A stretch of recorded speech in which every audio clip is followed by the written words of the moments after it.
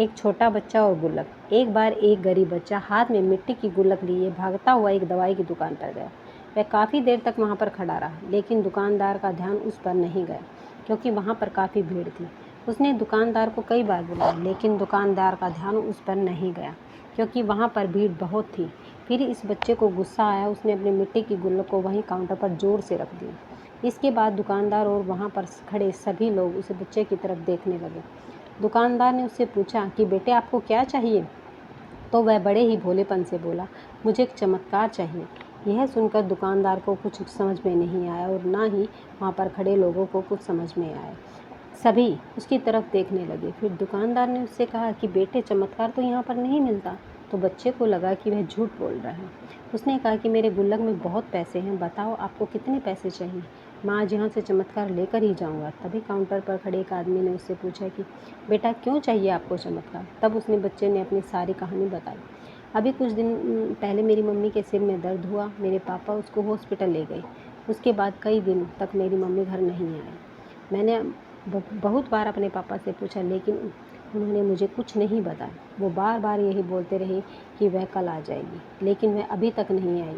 तभी मैंने देखा कि बड़ी दीदी रो रही है और पापा उससे कह रहे हैं कि इलाज और दवाइयों के लिए जितने पैसे चाहिए उतने मेरे पास नहीं हैं। अब उसको कोई चमत्कार ही बचा सकता है। तब मुझे लगा कि मेरे पापा के पास पैसे नहीं है तो क्या हुआ, मेरे पास तो हैं। इसलिए मैंने जितने भी पैसे जोड़ रखे वह सारे पैसे लेकर मैं इस दवाई की दुकान पर आई, ताकि चमत्कार खरीद सकूं। फिर उस आदमी ने बच्चे से पूछा कि कितने पैसे हैं तुम्हारे पास? तो यह सुनते ही बच्चे ने गुल्लक उठाई और ज़मीन पर पटक कर उसे फोड़ दी और पैसे गिनने लग गया। वहाँ पर खड़े सभी लोग देख रहे थे। थोड़ी देर बाद उसने सारे पैसे इकट्ठे किए और बोला, मेरे पास 100 रुपये हैं।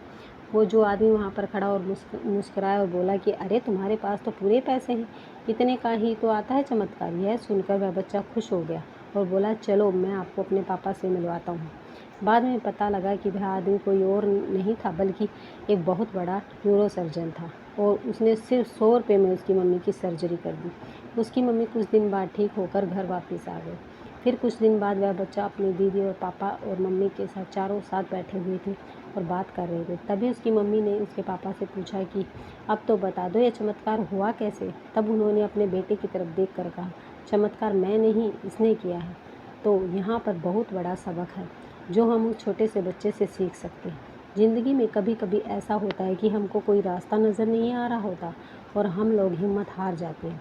तब हमारे अंदर एक बच्चा होता है जो कोशिश कर से पीछे नहीं हटता। वह हार मानने को तैयार ही नहीं होता, क्योंकि उसको ना शब्द समझ ही नहीं आता है। वह बच्चा जिसके लिए कुछ भी नामुमकिन है नहीं है, क्योंकि वह हर हाल में कोशिश करता रहता है।